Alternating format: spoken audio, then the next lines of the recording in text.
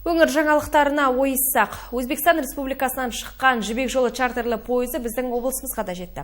Жолаушылар Германия мен Швейцариядан келген шетелдік туристер Маңғышлақ станциясынан түсіп Ақтау қаласын аралауда бастап кетті. Олар 3 күн бойы Маңғыстау өңірінің тамаша табиғатын аралап, көрікті жерлерінде қыдыратын болады. Туристер Қарағия ойпатын бетке алмақшы. Бұл жобаның мақсаты Азия елдерінің мәдениеті мен ұлы жібек жолын европалықтарға таныстыру.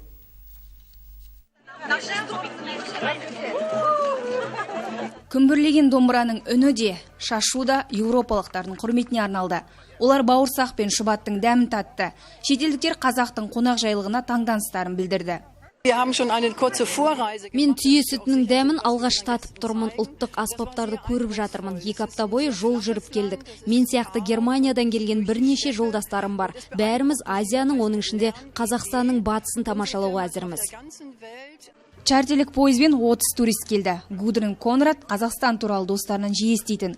Көп естігеннен бір көрген артық. Осы қағиданы ұстанған турист жібек жол пойызынан қалмауға тырысқан.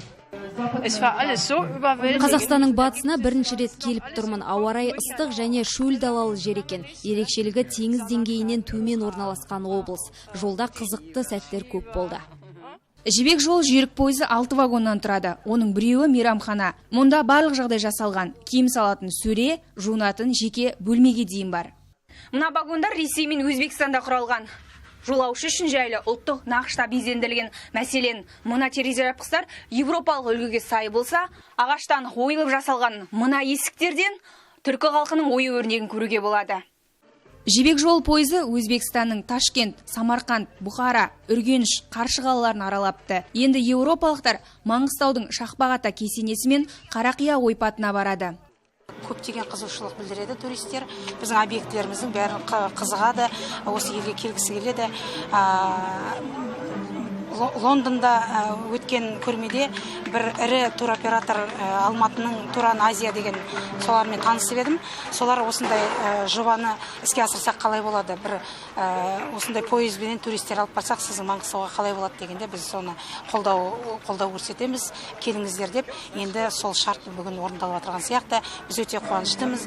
Бізге туристер көп келсе, біздің әрі экономикамызға үлкен әсер етеді. 30 туристің басын қосқан бұл жобаны неміс компаниясы Лерн ұйымдастырған. Компания жыл сайын саяхатшыларды әлем бойынша табиғаты тылсым жерлерге апарады екен. Бұл жолы таңдау Маңғыстау өңіріне түсті. Жоба аясында тағы 65 шетелдік келмекші. Бұл туризмнің әлеуетін арттырып, елімізді көпке танытудың бірден бір жолы.